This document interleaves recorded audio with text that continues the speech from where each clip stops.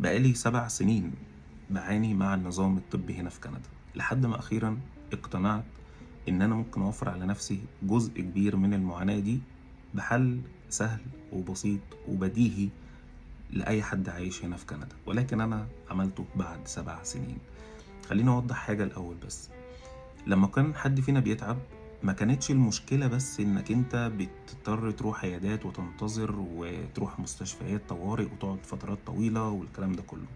المشكلة إن لو لا قدر الله التعب مطول معاك شوية أو احتجت إن أنت تروح عيادات أو مستشفيات أكتر من مرة لا سمح الله، يعني الفكرة إن أنت كل مرة بتقابل دكتور مختلف وكل مرة بتقعد تحكي له القصة بتاعتك من الأول للآخر. ويا سلام بقى لو في حاجة كمان مش معروفة قوي أو حاجة أنت محتاج تعمل لها أشعاعات أو الكلام من ده، الموضوع بيكون فيه توهان ما بعده توهان. وأنا فعليا جربت ده في 3 شهور أو 4 شهور في 2024، وكان الموضوع صعب جدا لحد ما حد من أصحابي أقنعني إن خلاص جه الوقت إن أنا لازم أقدم على فاميلي دكتور. وعايز أقول لك جزء كبير جدا من المعاناة اللي كنت بعانيها فعلا اتحل لما قدمت على فاميلي دكتور. والمفاجأة كمان والمصلحة اللي حصلت معايا إن بعد ما قدمت جالي الموافقة بعدها بساعتين.